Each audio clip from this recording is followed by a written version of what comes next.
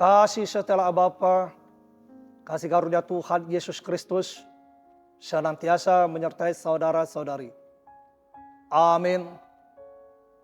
Horas jelas selamat pagi, tusude ruas tituhata, hasian di debata. Saya percaya saudara-saudara, kita tetap bersemangat untuk mendengarkan firman Tuhan, serta penuh sukacita untuk menjalani hidup ini bersama dengan Tuhan. Umat yang dikasihi Tuhan Allah, firman Tuhan pada pagi ini tertulis dalam Matius 14 ayat 23. Dan setelah orang banyak itu disuruhnya pulang, Yesus naik ke atas bukit untuk berdoa seorang diri. Ketika hari sudah malam, ia sendirian di situ. Umat yang dikasihi Tuhan Allah, luar biasa saudara-saudara. Begitu banyaknya orang ingin mendengarkan Yesus. Begitu banyaknya orang berbondong-bondong untuk melihat apa yang diperbuat oleh Yesus. Begitu banyaknya orang berbondong-bondong mengikuti Yesus, supaya mereka ada di sisi Yesus, supaya mereka mendapatkan berkat dari Yesus, supaya mereka mendapatkan mujizat dari Tuhan Yesus. Tetapi kita perhatikan saudara-saudara, begitu banyaknya hal yang didapat oleh Yesus, segala pemujaan, segala sukacita, segala semangat. Tetapi kita perhatikan bagaimana Yesus tetap membutuhkan satu waktu yang indah. Satu waktu di mana dia tidak dicekcoki dengan keramaian dunia ini. Satu waktu di mana dia tidak berada di tengah-tengah hiruk pikuk dunia ini. Dia berada pada situasi penenangan diri. Membawa diri ini berefleksi. Membawa diri ini saudara-saudara berada di dalam kerohanian yang luar biasa. Itulah yang dilakukan oleh Yesus. Di tengah kesibukan, dia tetap memiliki waktu perenungan. Umat yang dikasihi Tuhan Allah, mari kita lihat bagaimana dengan kita saudara-saudara.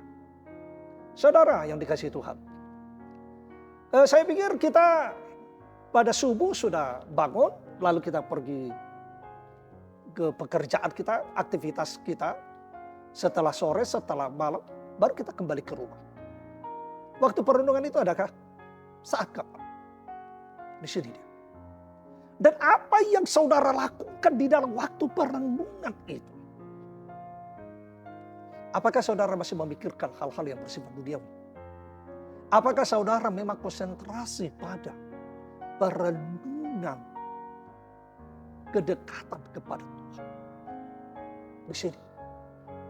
Yang Yesus lakukan di situ adalah saudara-saudara, dia semakin menumbuhkan kerohanian. Kemanusiaan Yesus itu melakukan hal itu supaya semakin hari kemanusiaan Yesus itu semakin diteguhkan, semakin dimampukan untuk melakukan visi dan misi Deo yang ada di dalam dirinya. Sebab tubuh kemanusiaan itu dipakai oleh Yesus untuk melakukan hal itu. Demikian juga dengan kita. Tubuh kita ini juga harus bisa dipakai saudara-saudara. Bukan hanya untuk kepentingan tubuh ini sendiri. Tidak. Tetapi tubuh ini juga kalau kita sadari adalah untuk juga kepentingan keluarga kita pakai. Tubuh ini juga kita pakai untuk kepentingan bangsa dan negara. Lalu kapankah tubuh ini boleh merasakan pertumbuhan kerohanian itu? Supaya ketika kita memakai tubuh ini untuk kepentingan yang banyak dan tujuan yang ragam itu, tetap kerohanianmu bisa berbicara di situ. Bukan keberdosaan kita yang berbicara, tetapi kerohanian itu. Bukan suara-suara dunia yang berbisik, tetapi bagaimana suara Tuhan bisa berbisik kepada dirimu untuk melakukan hal-hal yang benar, hal-hal yang tepat. segala kebaikan dan keadilan yang berasal dari Tuhan. Dengan demikian memang sungguh-sungguh bahwa apa yang kita lakukan itu saudara-saudara adalah hal yang bermanfaat, berguna. Tidak hanya untuk diri kita, tidak hanya untuk keluarga kita, tidak hanya untuk masyarakat, tidak hanya untuk bangsa dan negara, tetapi menjadi semakin sempurna, yakni untuk kehendak Tuhan Allah. Di sini saudara-saudara. Jangan kau habiskan tubuhmu itu sehingga engkau akan kembali kepada Sang Penciptamu dengan tidak membawa sesuatu yang berguna apapun.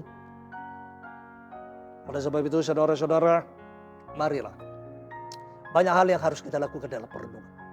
Seperti halnya berdoalah kepada saudaramu, ingatlah saudaramu, ingatlah sahabatmu, ingat jugalah akan dirimu yang masih membutuhkan pertolongan Tuhan, yang masih membutuhkan bantuan Tuhan.